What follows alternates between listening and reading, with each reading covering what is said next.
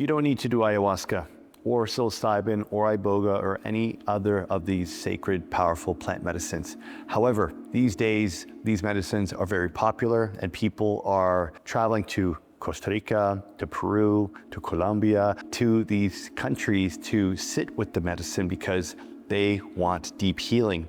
They want the answers to their problems, and many people are looking for the quick fix, hoping that ayahuasca is going to be that silver bullet that's going to help them to overcome all of their issues. The truth is, it's not, and it probably won't. And that's why I want to create this video, because even though ayahuasca is incredibly powerful, and I'll be attending Rhythmia for a week of ayahuasca ceremonies as of tomorrow, I felt that it was important to share this video with all of you, for those that are interested in sitting with ayahuasca or trying psilocybin, for you to know that you may travel all the way to a country like beautiful Costa Rica and pay thousands and thousands of dollars for a healing experience and get nothing. And what I mean by that is what you expect, what you're hoping that the medicine will give you, may not actually be what you get.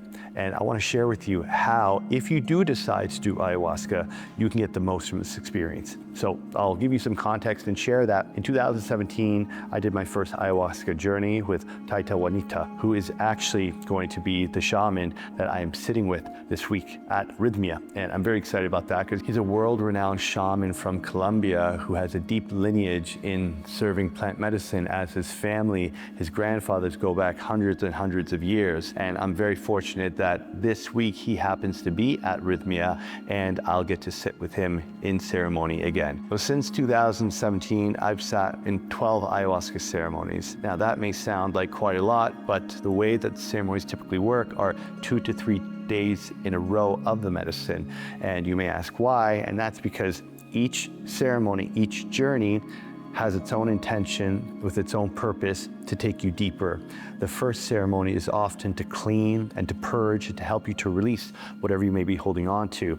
Low vibe energy, any impurities in the body, any trauma that needs to come up and be released, so that the second ceremony, you can have a deeper experience where you can receive the downloads, you can connect to your higher states of consciousness, and the spirit of ayahuasca can speak to you and can show you what you need. And then usually the third or fourth ceremony is to go deeper and then to close out the experience. Where I believe that people are doing ayahuasca irresponsibly is they are making it more of a spur-of-the-moment decision or something they do while they're on vacation without giving it the proper reverence and the respect that the medicine deserves. And I will say in all honesty that of the 12 times I sat in ceremony, I would say more than half of those occasions I wasn't properly prepared for the experience. So there are various types of ayahuasca, and each one requires a different preparation and different dieta. So there's the Brazilian, the Colombian, the Peruvian, and the Hawaiian.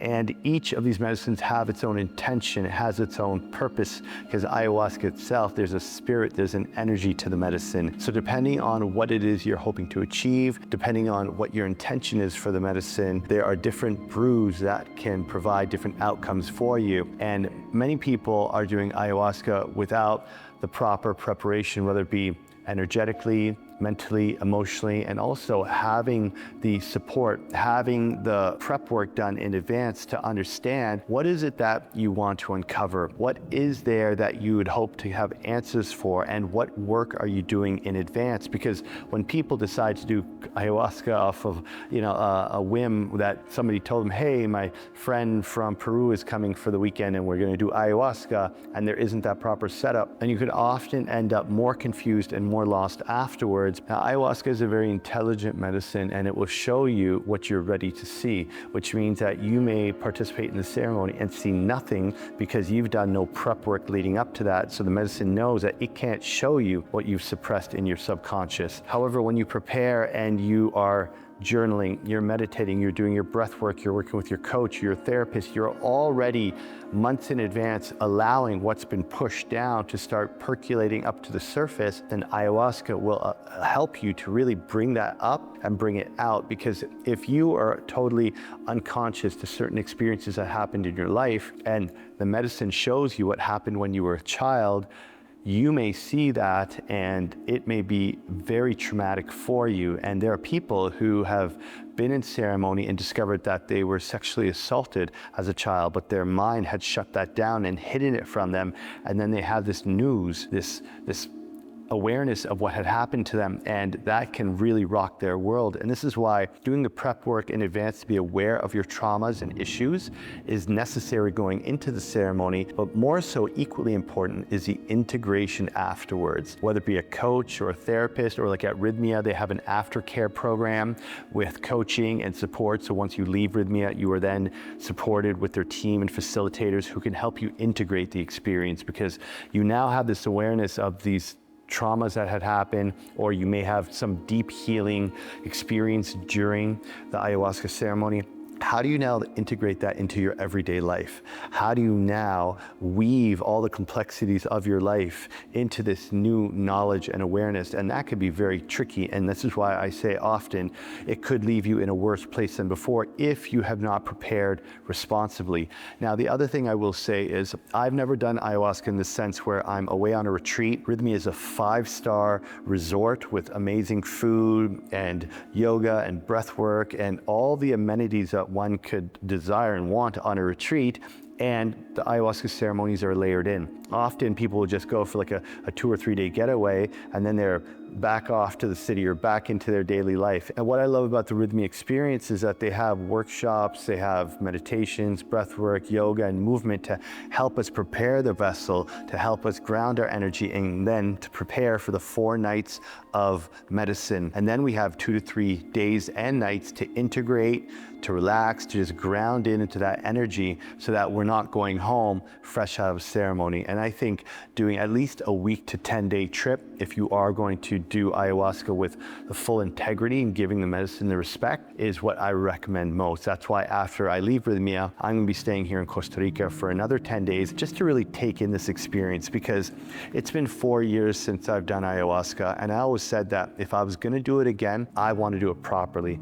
And that means preparing for it weeks and months in advance, and then giving myself enough time to properly integrate the experience afterwards. Because again, an ayahuasca journey can be like drinking from a fire hose. You're getting so much knowledge, so many downloads, so many memories, and different experiences are coming up for you. And it's a lot to take in. And that's why giving yourself multiple nights of ceremony so that you don't have to get it all at once, and then giving yourself the time and space afterwards to integrate this new knowledge is extremely important.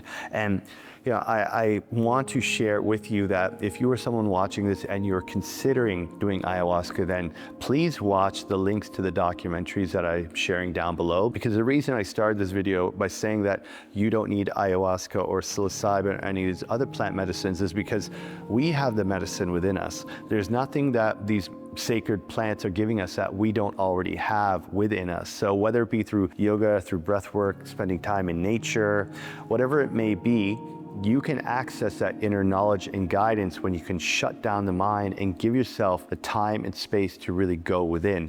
Now, of course, ayahuasca is an accelerator to that, but it needs to be done with the reverence and the respect that it deserves, because there is a spirit to ayahuasca. They call her the grandmother, and she will give you what you need if you're ready, but you have to be prepared for it. Now, I've waited 4 years to do ayahuasca again because I wanted to make sure it was the right experience where I can really go all in. So when the opportunity came up to attend Rhythmia, I said, yes, this feels good to me, because one, I wanted to go and do a week at a proper retreat center.